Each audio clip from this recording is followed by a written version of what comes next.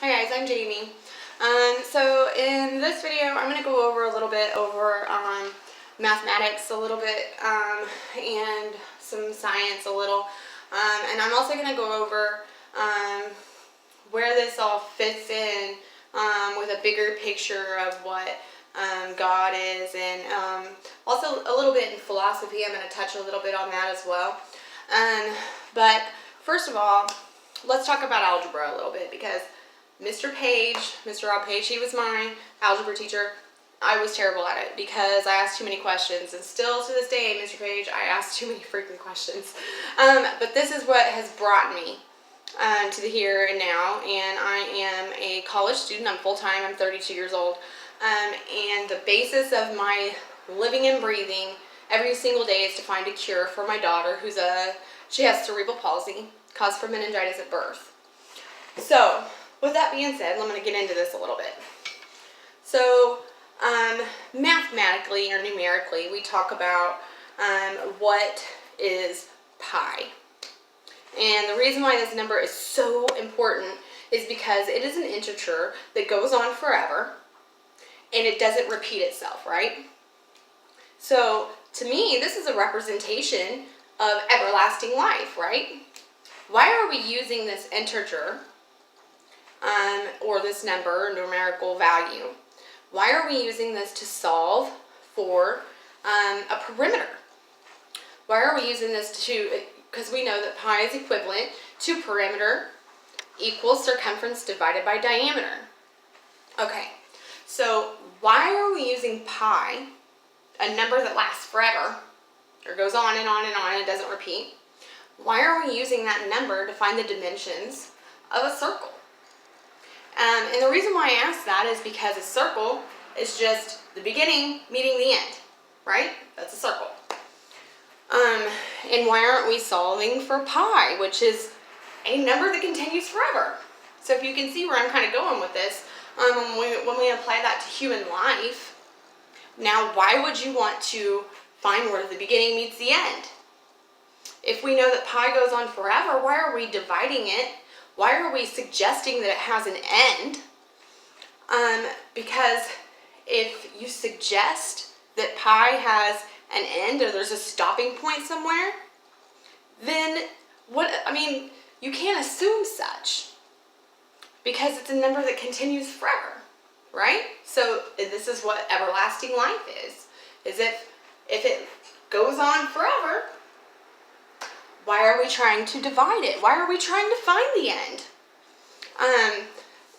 We as people are so silly. Like, have you not stopped and thought about that? Why are we using a representation of forever to find the beginning and the end of the world? Does that make any sense to you guys? Anyways, what I keep looking at is my notes a little bit, because I have to keep track of my thoughts because they go so fast. Okay, so Immanuel Kant, he was a philosopher.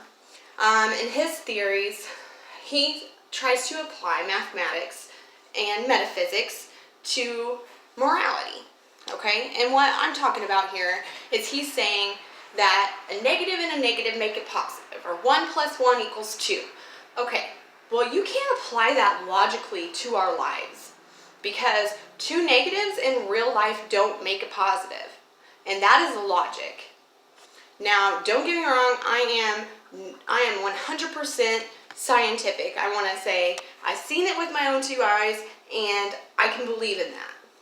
Because a negative and a negative, when you're talking about algebra, or when you're talking about geometry, or when you're talking about calculus, absolutely. But when we're talking about two people robbing a bank, no, it doesn't make sense, right? Okay, so that is Immanuel Kant's theory. And the reason why Immanuel Kant is important is because what he is trying to do in his philosophy is say logically and scientifically, I have proof. By everything that we know, that there's something more, and he could put a meaning behind it. And that is what I am trying to do as well. Except for the difference between Immanuel Kant and I is his last name's Kant and mine's Can. No, I don't know. I know that's silly. So this is what Immanuel Kant says. 2 wrongs, you get a positive, which by all means is true a little bit. So if there's an old saying that says, no good deed goes unpunished. And why that is true? Because it absolutely 100% is. If you go by Newton's laws.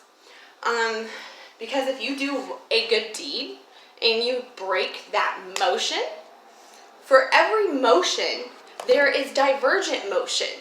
So for every time you go forward, there is backward wind or motion, or that's what it's called. It's divergence. And so with this being said, Immanuel Kant's 2 wrongs make a right theory is kind of correct. I just have a hard time believing that logically. And the reason why I say this, and I can say this for 100% fact, because if Newton's laws say for every forward motion there is a backward motion, correct? And morality is always doing the right thing no matter what happens. Eventually, even though every time you get smacked in the face, from all this, from every time you make a forward motion, you get this backlash, right? Well, if this is true, eventually all of that backwind is going to meet itself and it's going to propel you forward. And that's what I mean about pi. If we are just in this world and all we are is our beginning to meet our end, I just don't understand people like, I'm sorry, Rob Page, but algebra still doesn't make sense to me. It just kind of cracks me up because pi is a representation of everlasting life. Why are we trying to use that representation to divide ourselves? Does that make sense? Like, why are we dividing ourselves by everlasting? That means that we end. Do you want to end? I know I don't want to end. Anyways, so with this being said, I kind of went over my little limit here, but behind me, see these charts above my head here? Like, there's a bunch of them. Okay, and what those are is my version of how we achieve that. How do you achieve forever, basically? And that is kind of where I've gone with the human brain. Because my daughter, I've just, all I want to do is find a cure for my little girl, okay? She can't sit, stand, talk, walk, and what is forever? I want my daughter to be able to have that, and I want to have that with her. So I'm going to, over the next couple of weeks, I'm going to start uploading these videos on all of these charts back here, because I have some super important things that I have discovered on my own that I feel like are added value to this world, because without the knowledge that I hold, I feel like everyone in this world is just going to chase their tail, because forever is forever. We as a people need to stop dividing ourselves with forever. We need to stop the circular motion and start a forward motion through the circle. And that is about cycles. Life cycle.